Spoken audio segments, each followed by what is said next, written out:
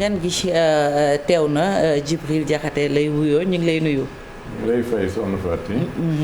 mu ngi doon di la déwénati nga jiite kuréel gi di taxawu Sandaga Chérif. ànd taxawu Sandaga moom la jiite Faty muy sëñ Djibi Diakhaté ginnaaw bi ñu ko nuyoo Sandaga nag finalement dafa mel ni yéen commerçant yi respecté ngeen la ngeen xaati moon ak ngóor gi maanaam buñ jullee ba am ñaari fan ngeen ba barab ba su ko defee ñu mën koo daanal defaraat ko.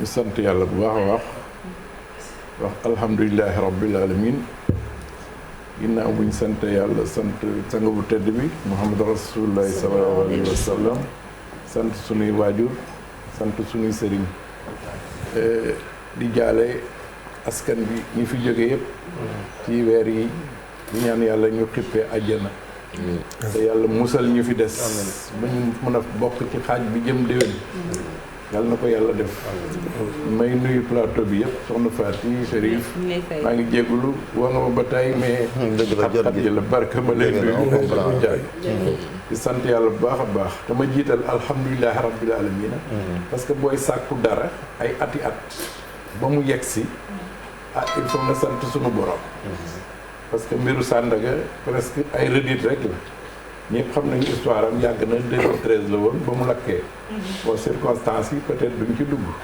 parce que lañ ca sàkk woon moom defe naa juróom-ñaari at plateau bu ne toog nañ fi di yuuxu fii defe naa fii lañ ko njëkk a yuuxoo sax ci soxna Ngoné Ngom maa ngi koy ñaanal yàlla yokk ko parce que moom ma njëkk a ubbi plateau ma wax problème bu Sandaga dëgg la kon dañuy sant yàlla bu baax a baax di leen ñaanal yéen aussi yokkute boo xam ne gën na kawe seen yoon soo sàkkoo pendant 7 ans ngay yëngatu di tàppe ci bunt bu nekk pour ñu defaral la sa bérébu liggéeyukaay kooku bu yegsee da ngay sant yàlla ne alhamdulilahi rabbil alamin ñu ne enfin le bout du tunnel mais nag dañ ciy teg yàlla bu mu doon ay nax mais coow li dafa bëri woon quoi laataa ngeen di nangu ne ñu dem bëri woon na coow trop lànk gars yi ñaata yoon lañ leen jox délai gars yi respecté woon déedéet amul woon coow sax c'est-à-dire lépp lu ay nit séq dañ ko war a toog waxtaane ñun ñoo sàkk woon ku ñu defaral kon bu fekkee defar jot na te président dafa waxoon ne ñun ñëpp xam nañ ko omelette boo koy defar il faut nga toj nen bi waaye man dama ciy dolli ne bala ngay toj nen bi da fekk nga am poêle ak gaz ak la koy safal. sànq da nga ne yàlla bu mu doon ay nax. waaw lan moo tax noonu. waaw parce que suspicion yi dafa bari depuis des années dañuy dégg lu nekk dinañ dégg ci multinationales yi dinañ dégg ci jaay nañ ko jaayuñu ko dañuy dégg ne duutu nekkati marché parce que question boobu depuis 2014. autorité municipale moom moo ci biir débat moom moo ne est-ce que dina nekkaat marché la question est lancée. fu ne laaj nañ ko mais amagul benn réponse ministre bi lan la leen wax. ministre yi ñoom gëm nañ ne dañuy defaraat parce que dafa am programme de modernisation des marchés. après les récurrences d'incendie. mais dañ ne comme dañ ko inscrire ci patrimoine national dañ koy bërëb bi dañ koy defaraat mais ni meloon lañ koy.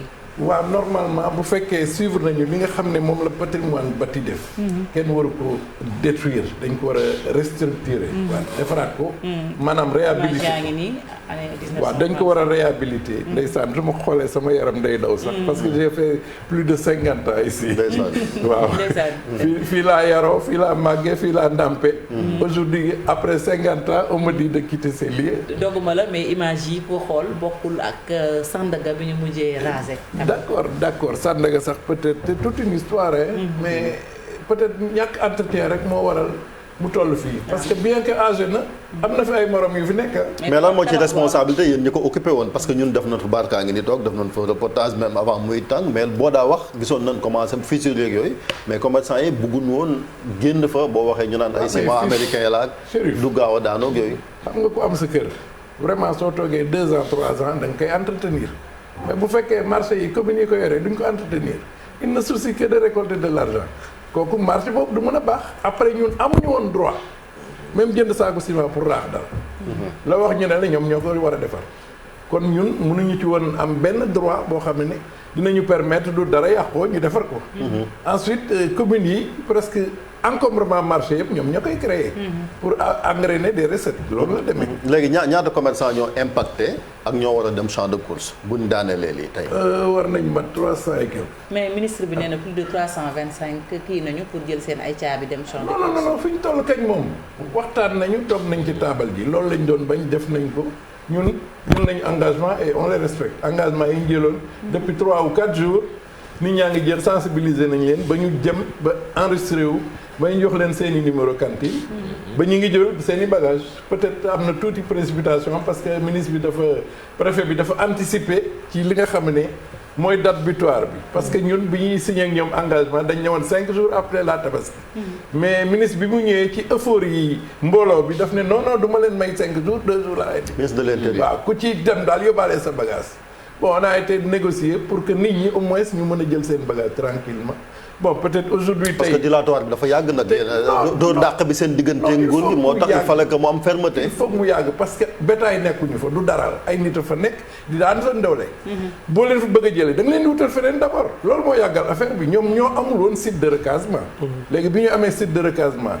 léegi forme bi dañ ne ñun du ñu dem tant que amuñu ay contrat yoo xam ne dañ koy matérialiser pour un retour après la reconstruction. ñuy dawloo di ñu dawloo non loolu mënul nekk da ngeen di dem ba pare fi mu ne préoccupation yi ñu amoon yëpp amul dara luñ ci réglé d'abord inclusivité bi ñu waxoon booy wut site de recasement nga boole ñu ci ñu xool ensuite boo koy defar ñu joxe ci suñu xalaat ministre bi mu koy def boolewuñ ci sax dafa dem defar lu ko neex d'ailleurs aujourd'hui tey ñi ñu jox yëpp dañ il se plaigne de l'espace dafa tuuti parce que boo nee site adéquat nit ki fa mu nekkoon da nga ko war a jox meilleur que ça. pour mu mun a évoluer. mais boo ñëwee du site bu provisoire. du site bu provisoire. ils le disent mais man je ne le confirme pas parce que mën nañ ko zinge fii ba 5 ans. du téléphone booy jot du boutique booy fooy fëgg. te état xam nañ ko day def affaire ba pare jël équipe boobu yëpp tuxal leen ñu indil la équipe bu bees koo wax mu ne dossier bi xamaguma ci dara. amul protocole d'accord bu ngeen signé amagul benn protocole d'accord nee nañu. nañu dem ba pare ñu continuer les discussions loolu la ñu wax. mais am ngeen ci yaakaar quand même. non jullit moom toujours day yaakaar ñun am nañ ci yaakaar mais man day di doute parce que man 7 ans maa ngi koy xeex te li ma dégg yëpp te tontooguñ ma ci. bu amee tamit damay sant yàlla. comme ay kilifa lañ jël nañ engagement mi ngi fi sinon VAR yi li gone naan VAR parce que ministre bi même vidéo démb bi waxaat na ni dañ koy réhabilité bu ko defee ngeen dellusiwaat. yéen ñi nga xamante ne yaa nañ koy wax parce que gisoon na ni maquette yi déjà dafa bari woon benn moment ville de Dakar amoon na maquette du boppam Dakar Plateau Abdou Karim Fofana indi maquette bi yéen ne ngeen est-ce que ci conception bi impliqué nañ leen ci ngeen xam aussi na ngeen ko bëggee. même bu ni maintenir forme bi. ñun bi ñu amee audience ak président mu promettre ñu ne ñu dinaa ko réhabilité comme ni ngeen ko bëggee. dinaa leen ci ajouter sax benn R+4 boo xam ne comme dañu ne Dakar dafa xat te Sandaga ko xatal dina mën a désengorger voie publique bi yëpp bu ko defee nit ñi dinañ mën a dugg foofu. comme ça mbedd mi duuta amati encombrement. léegi dañu monter benn comité de pilotage yoo xam ne y a avec tous les acteurs de l'État. il y avait 13 acteurs amul benn organisme boo xam ne bokk ci. bi ñu defaree liggéey boobu pendant 3 semaines ministre du commerce de l'époque Alioune Sarr moo ko dirigé woon. bi ñu defee liggéey boobu ba pare résultat yi li mu donné mooy CETUD moo ne il faut ñu libérer trottoir bi sinon du joxe accord am sapeur pompier ne aussi il faut mu am voie de passage pour camions yi en cas de secours. waaw on a fait une porte de 14 mètres boo xam ne day duggee Lamine Gueye génn Émile Badiane pour que camions yi mën a jaar. on a créé des espaces léegi pour CETUD on a fait un recul de 1,50 m à l'intérieur du marché pour libérer le trottoir. kon ñaari observation yi ñoo ci am. terewut gaa yaa ngi woon ci trottoir yi. parce que fi Mor Mati Sarr nekk rond point bi jàpp pharmacie Guigon foofu. da ngeen koy occupé ci trottoir lañ nekk mais ku leen fa def c'est les communes ñoo fekk voie publique. ñu teg fa ay nit comme dina engrainer ay xaalis loolu rek moo andi d'ailleurs li ma lay wax nii gis nga buñ ko defarul les mêmes choses war a commencer. wala beneen régime dina ñëw. tegaat fa la même chose. loolu mooy histoire bi. léegi champ des courses aussi gis nañu ne am na ay jamono ñu yóbboon fa ay commerçant coow jub fa ñu ne gars yi xamuñu ko duñ fa dem ak yu mel noonu mais tey comme dem ngeen fa seen xel dal na est-ce que aussi yéen a ngi def benn communication ci askan wi ñu xam ne ñi nekkoon marché Sandaga léegi ñu nga champ des courses. waaw xam nga lu la bett man la ministre bi ci boppam moo ne woon dinañu accompagner sur le plan communication. champ de course boobu ngay wax man ci laa bokk. moom maa ko tuddee woon cimetière 3C à côté de 4C man maa ko tuddee woon parce que ñi fa demoon yëpp franchement parler gisuñu woon seen bopp. au bout de 2014 la ba léegi. une grande partie ont disparu d'autres sont retournés au village. ña fa dekk peut-être ñàkk pexe la mais j'espère que ñii bu ñu ñëwee renforcer leen xaj na dina gën a bari parce que bu mbooloo dajee rek nit ñi dina ñëw fekk. loolu la ñuy ñaan yàlla de toute façon. léegi li ci am solo y a des manquements lañ leen fa joxaat la même chose réplique ba la ñu jëlaat tegaat foofu rek ay cantine de 1,50 m la ak 2 mètres. déjà les gens se plaignent. dispatching géographique bi ñu bëggoon def aussi le préfet ne nous a pas permis. parce que mënoo jël restauratrice nga teel boole ko ak tailleur boole ko ak mercerie. boole ko jaay habillement wala cosmétique yëpp nga jaxase ko. alors que ñun dañu bëggoon di waxtaan ak moom. def benn dispatching boo xam ne ñiy jaay électronique fii la ñuy nekk ñiy jaay cosmétique nekk fii bu ko defee yow da ngay orienté wu très facilement. mais dañu liggéey ak préfet ba mu dem ba ci biir ba affaire bi ñor mu accaparé wu. daal di ñuy xaw a teg ginnaaw. nee nañu yéen seen discussion du jeex nangam. il a pris sa propre décision jël téléphone am di woo individuellement les gens. ñëw leen jël seen cantine sinon da ngeen koy ñàkk. xam nga pression boobu boo ko tegee. te am na mouvement bu leen doon représenté nga war a toog ak moom def travail de bureau. malheureusement loolu amul duñ ko ci mere xaj ne xelu fonctionnaire la def rek. xelam moo doon champ des courses fi ñu doon wane nii normes sécuritaires yi on espère que respecté nañ ko parce que quand même marché yi li ñu ciy doon dégg ci incendie lakk-lakk yi branchement clandestin yi bari woon na trop. waaw xam nga loolu saa yu amee rek toujours am na responsable man toujours damay situer responsable dama ci cité Sénélec di ci cité communes yi. parce que saa yoo ñëwee dagg bu ngoon jotee nga joxe sa 5000 francs ñu branché waat. occupant yi la non commune yi la. y a une police là-bas boo xam ne moo fa nekk en permanence ñu am bureau lu xew ci marché bi ñoo ko war a régler suñu seetaanee nit ñi di branché di taxal ay fil ci ñoom la. Sénélec aussi war na mën a maîtriser ku mu jox compteur. nga déclarer li nga xam ne moom nga yore su fekkee ne compteur bi day absorber beaucoup plus war nga ko xam. mais bu fekkee compteur branchement populaire la kañ kooku kañ commune lañ koy moom lañ koy imputé. léegi bu ñu ñëwaatee ci incendie bi fa amoon 2013 7 ans après ne woon nañ dañuy ubbi enquête xam la ko waral est-ce que am ngeen résultat yi xam lan moo ko waraloon ak indemniser nañ victimes yi. premier jour de la état bi dégage responsabilité nous ne sommes pas responsables ne marché bi muy lakk c'est une semaine après la fermeture la te bi ñu ko fermé.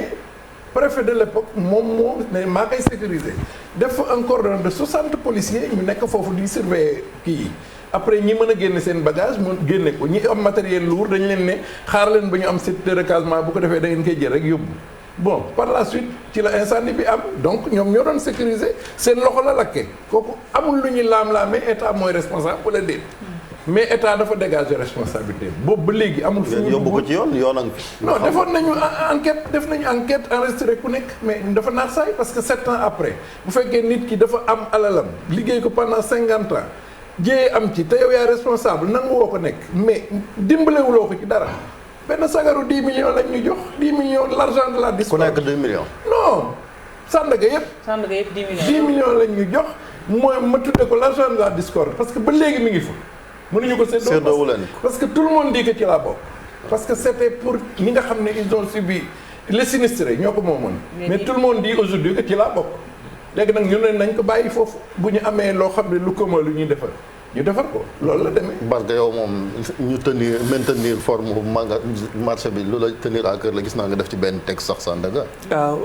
waaw moom xam nga Sandaga patrimoine la bi muy lakk yàlla dafa def man ak Khalifa Diakhaté ak Ablaye Der dañu daw daal di dem Sandaga ñu tase fa ak Khalifa Sall sax direct muy ñëw tellement mbir mi daf ñu yéemoon dañ ci defoon édition spéciale ndaxte Sandaga man banlieue laa juddoo waaye képp ku xam Dakar xam na ne ci xolu Dakar yi la bokk. ñun nag du ñu ay spécialiste patrimoine du ñu ay spécialiste architecture du ma ci mën a wax lu bari waaye metti na trop dëkk am patrimoine bu toll noonu te waxuma ne réhabilitation warul am waxuñu ne changement warul am waaye mutuler ko ba nga xam ne lu doon def identité Dakar carte Sandaga carte postale la ci c'est une identité très remarquable te soo gisee man ci sama gis-gis bu gàtt yenn réew tugal yi daal di ñu raw mooy dañoo gëm seen patrimoine te ñoom ndar xëyul sotti une des clés de leur développement mooy soo gisee seen église yi dañ koy tabax parfois ci 4 siècles dañoo muñ ak xam ne bâtiment dañ koy jox ak xam ñun nag fii bâtiment yu ëpp 100 ans sax yaakaar naa bëriwul Sénégal Sandaga su ma juumul 85 ans la ñu wax xaw ma 87 ans donc su dee ñun mënuñu préserver yenn parce que en plus du bâtiment c'est une âme lenn la loo xam ne c'est indéfinissable ay souvenirs la moom mu ngi koy wax ca la juddoo ca la nampé tabaxoo ci changement yi dëkk bi war nañ ko changer Sandaga désordre bu fa nekkoon waaye nan la ñuy changer te du ñu yàq loo xam ne moom mooy identité dëkk bi man loolu rek moo ci nekkoon sama préoccupation. loolu sëñ Diakhaté dañu ñëwaat ci organisation parce que c'est vrai que Sandaga moo feeñ mais marché yu bëri gis na ni jafe-jafe organisation am na alors que secteur informel gis nañ rôle bi mu joué ci wàllu koom-koom naka lañ def ba justement suñ marché yi léegi méngoog jamono ci wàllu cet ci wàllu jëmm. waaw li ci jiitu moom mooy formaliser nit ñi rek. il faut qu'ils sortent de l'informel. parce que man du ma jël samay millions di ko def ci voie publique ñu ma koy jaay ma koy jënd parce que nit ki day réfléchir. aujourd'hui tey am nañu chance ñu jox leen foo xamee ne au moins di nga am kayit bu certifié que fii yow laa ñu ko jox mais voie publique kenn du ko doon parce que régime bu ñëw bu ko soxlaa da koy balee effectivement contre mon ministre bi de je suis bien en phase avec lui modernisation dafa war a am. àddina aussi dañu war a émerger mais nit ñi mënuñu di liggéey rek def seen poste c'est pas possible il faut que état jàppale ñu formaliser leen ku ci de après état mën leen reconnaître tey Covid bii ñi ngi séddale ay kii te mënuñu bénéficier parce qu'on les connaît pas. bëgg na ñëw ci impact bi sax mais laata loolu lan moo ci responsabilité yéen anciens yi. pour gone yi comme yéen bitig mbagg ngeen xamoon gone yi quand même ñu jéem a am ay cantines. waaw mais ñi ngi avancé parce que léegi boutique yi boo dem am na caisse am na enregistrement. ordinateur yaa nga fa te demal port nga xool luy dugg fii 85% économie informelle la de. informel la ñun ñoo ko yore. ñun ñooy université de l'informel. ñun ñooy créer les capitaines d'industrie koo fu dégg mu siiw rek jaar na Sandaga. parce que boo jógee université da nga ñëw jàngaat foofu tuuti marketing soog a mën a dem. Chérif laata ngay dugg sax ci mbas mi barka sànq li mu junj muy ay souvenirs yoo xam ne lay fàttali ndax barab boo fa defee juróom fukki at yaakaar naa ni fàttaliku bi dina mën a jëriñ askan bi xam naa ni faaw nga wax ñu rek souvenirs yi nga xam ne am nga ko ci marché Sandaga di fàttali rek mais ñu ngi ko tabax ci at 1933 1935 architecture am nag di fàttali ñu ne architecture arabo-soudanaise ca nekk te Tombouctou ci réewu Mali décoration bi itam dafa bokk ci sunu patrimoine moom Sandaga mu bokk ci taarixu réew mi loolu nag am na ci histoire tey bu fekkoon dañuy defal souvenir wala bokk nga dellu tuuti xool ci rétroviseur bi yenn souvenir nga gën a garder ci marché Sandaga bi nga xam ne lu ëpp juróom fukki at def nga ko fa. waaw mais xam nga foo xam ne fa nga juddoo fa nga nampé fa nga yaroo ba dem ba màgget. aujourd'hui ñu ne la tey da nga ko war a quitter mais kooku ça fait très très mal au cœur. parce que man Sandaga moo nekk sama ADN boo xotti woon tuuti bind fii mu bindal la Sandaga. sans problème juróom fukki at ci ginnaaw nan la meloon. baaxoon na de macha allah parce que nee naa la capitaine d'industrie yi fi nekk yëpp Sandaga lañ jaar. te jaay ay montre rek ay lunettes foofu la ñu commencé. kon évolution mentale am na ci ñoom parce que ku ci ne xam nga li nga bëgg a def. parce que man jàppatuma ñu leen di tudde informel sax parce que ku mën a dem ba Chine jël fa conteneur indi ko fii. jaay ko kooku kañ damay parce que commerçant c'est le début et la fin parce que je dis toujours que commerce surtout marché war nañ ko jox cëram jox ko gëddëm parce que tout ce qui se fait dans la vie. après lañ lañ koy def commercialisation. muy agriculture pêche muy leneen loo gis industrie importateur yooyu yëpp bu ñu liggéeyee ba pare. ci marché bi lay mujj. boucher bi mooy mujjee nag bi kay bay gerte ga buñ ko transformé ca marché bi lay mujj. ki jóge géej am jënam lan lay njëkk a xalaat je vais au marché. kon marché acteurs yi fa nekk war nañ leen jox seen cër. man li may laaj mooy coow li dafa tombé nag ak Covid bi 5 mois ba léegi mi ngi fii Sénégal à un moment donné am na ay mesures de restriction yoo xamante sax jëloon nañ ko mu tar lool ban conséquence ak impact bi nga xamante ni kon Covid bi am na ko yéen seen activité bi. xam nga ku daan indi ba si yàgg ñëw dootoo indi. conteneur yi bloqué mënatoo am benn bagage. après dëkk bi jaxasoo boo xam ne ku nekk da nga ragal sa morom. boo daan am 10 clients tamit finalement ay 2 ou 3 clients ngay am. parce que même suñu biir kër dañuy xaw a mooy tonte. mais gis nañ ni foofu tamit est-ce que seen manque d'organisation feeñul foofu. par rapport ak grande surface yi. parce que soo xoolee grande surface yi ñoom sonnuñu ci Covid bi de. parce que dañ leen doon dañuy wax prendre d'assaut ñëpp fa lañ doon dem. parce que wóolootuñu woon. yéen organisation bi ngeen doon am ci marché yi. waaw xam nga grande surface aussi liñ ko jox képp kuñ ko jox nga am tuuti doole war na di nga mën a évoluer. mais malheureusement nee naa la marché ay 90 centimètres. naka la fa nit di évoluer soo jaaree Émile Badiane da ngay gis ku toog ci kantinam jël taboureem teg ci tali bi bu bés bi di romb ak piéton bi duñu mën a jàll. denc ay millions ci biir. denc ay millions ci biir mais loolu la dafa war a jeex amuñu xam nga cadre bi ñuy évoluer. kooku état moo ko waroon créer. depuis très longtemps il doit avoir énormément de centres commerciaux waxuma ay cases pigeon de ay centres commerciaux xam ne da nga fay dugg. mën a évoluer par exemple man froid laa daan def sama boutique j'avais une chambre froide boo xam ne presque moitié fii la noonu la lakkee ba jeex tàkk parce que mënuma ko woon transporter parce que il fallait une grue et une camionnette pour yëkkati ko yóbbu. noonu la mujj yàqoo. j'avais au moins 4 congélateurs tout ce qui est froid dama ko doon def mais fan laa koy def qu'est-ce qu'on m'a donné à champ de course 2 mètres sur 2 mètres 2013 laa gëj a liggéey.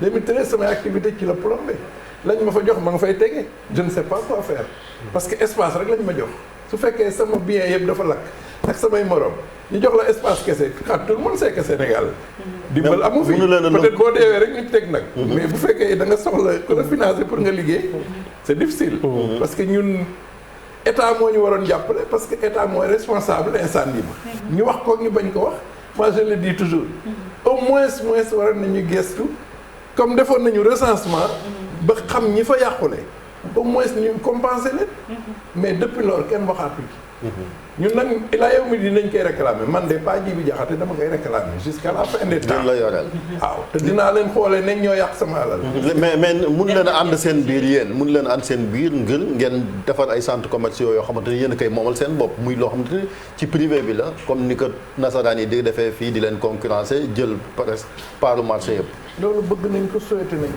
ñu xam nga ne Sénégalais pour ñu booloo jël seen alal soo wóolantewul du yomb mais booloo da ngeen am na ñu ko def am na ñu ko ngeen ko def disparaître parce que am na ñu ko def sax c'est ça marche très bien au contraire yi état bi di defar centres commerciaux yooyu moo doxul parce que ba bépp bu ñu fi defar ba inauguré ko ma nga ñu tëj te bu wee anamu ma nga ñu tëj 4C yàgg na de 4C 2014 kan moo fa nekk ay transitaires rek ay ñoo xam ne dañuy bokk bureau ku nekk joxe 25000 bu weer deewee ñu kii te 4C vraiment fi mu nekk aujourd'hui tey Adowa foofu la ñu waroon transférer Sandaga doo ñëwee doo egg si Dakar.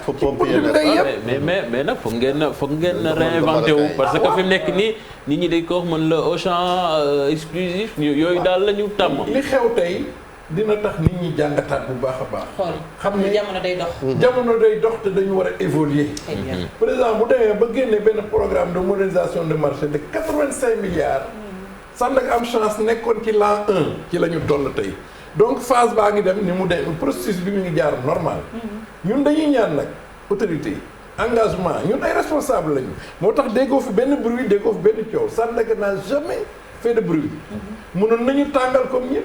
depuis des années mais on l'a jamais fait parce que am na lu ñu gëm dañu bëgg état bi au moins mu xalaat ne ñii ay responsable lañu te ku leen accompagner ñu mën a dem engagement yi ñuy signé ak ñoom ñun en tant que responsable respecté nañ ko dañu bëggoon nag ñoom li nga xame ne moom la ñu engagé wu ak ñun ñu def ko moo tax sànq ma ne la bu mu nekk naxee mbaay mbaa mbas mi sonal seen gars yi je parle sur le plan sanitaire bien sûr parce que ñun nag balaa mbas mi commencé ñun déjà cleaning every day dañu usurper suñu client parce que ñun cleaning every day lañ doon def. cleaning every day bi yëpp leen ko def. non ñun ñoo leen jiitu cleaning day. ñun defuñu cleaning day every day lañ def jëndoon nañu ay poubelle ak yëpp teg. foo tourné soo amee sa sachet wala sa kaasu café nga dugal ko ci. sensibiliser woon nañu ñëpp ba pare. après ñoom ñu ñëw usurper ko daal di def cleaning day. léegi ban loolu dernière question rek parce que bëgg naa aussi parce que dañ ne dañuy relancer économie bi mu teguwaat ci yoon. yéen waa secteur informel ban pàcc ngeen ci war a jouer pour koom gi delluwaat fa mu nekkoon comme naax saay na. ba ñu ubbee la conteneur yi commencé dugg moom kañ loolu yomb naa xam demal douane rek. jërëjëf nga xool la fay dugg. jërëjëf ñun ba affaire bu ubbee rek. kon on ne peut pas compter sur vous. jërëjëf pour la relance de l'économie. non amul relance ñun ñoo yor économie ñun ñooy économie. dégg nga li mu ñun ñooy économie ñun Sénégal bu taxawee fii tey. jërëjëf ñun ñoo ko liggéey. jërëjëf sëñ Djibril Diakhaté. waaye gàtt na de. waaw gàtt na mais am nañu ñaar fukki simili daanaka ak lu teg donc mi ngi noonu ñu lay sant bu baax di la